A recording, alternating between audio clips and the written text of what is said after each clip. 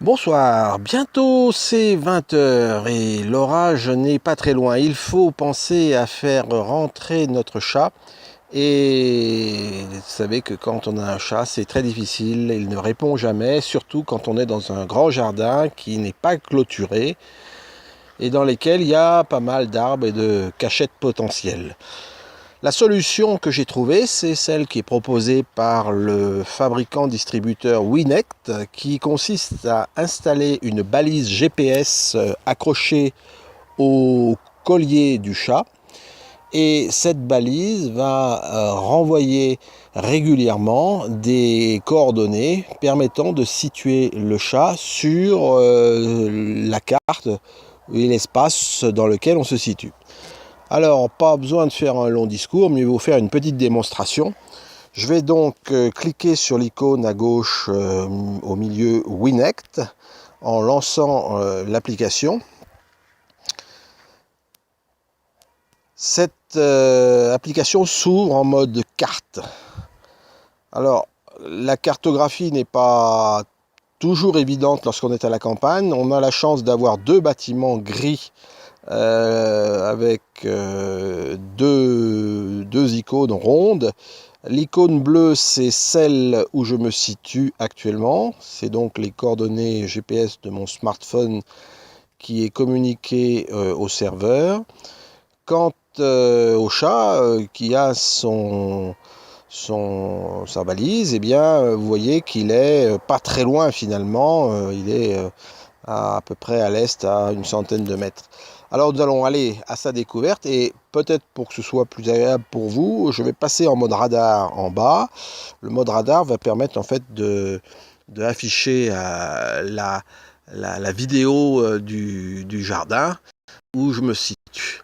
Vous voyez que si on regarde quand même énormément d'arbres, de cachettes possibles, et en particulier quand il descend dans la forêt, là c'est quasiment impossible de le retrouver.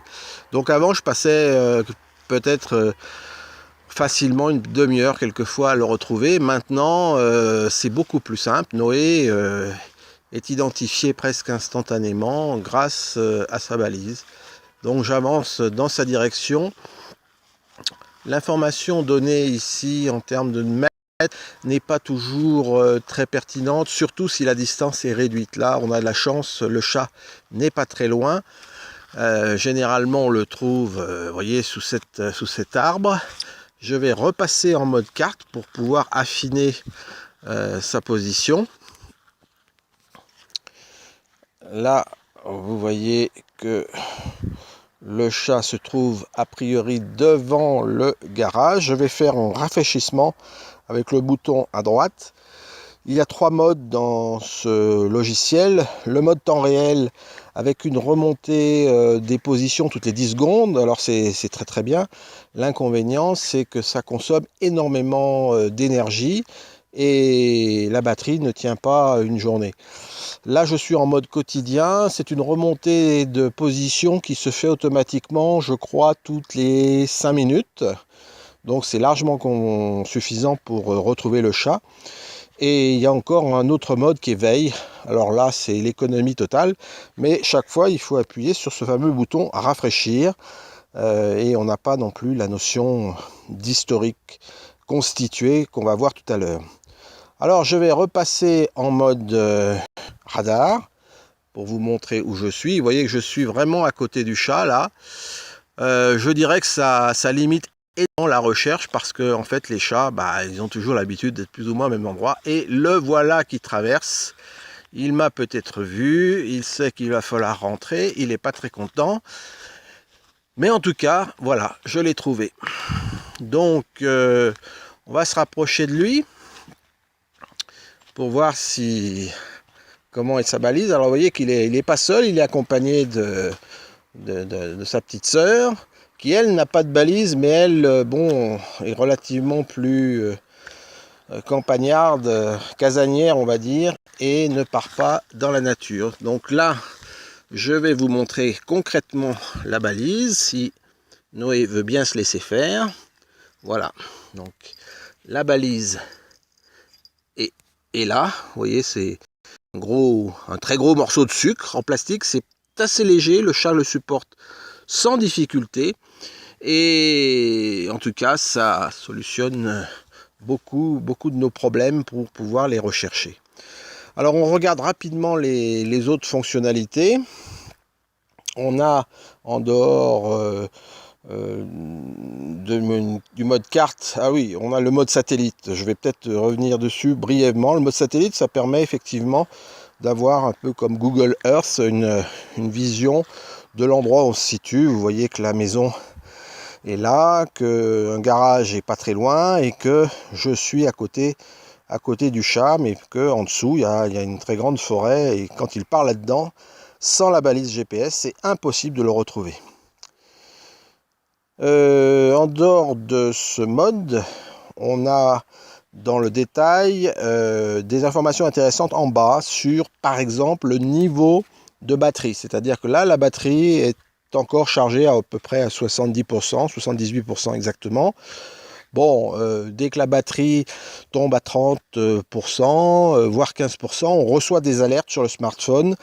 Et bien évidemment, il faut la recharger très rapidement, parce que une de mes petites angoisses, c'est que si la batterie, si le chat perd sa batterie, ce qui peut être possible, ça nous est arrivé un jour, tant que la batterie a de l'énergie, on peut arriver à la localiser à quelques mètres près.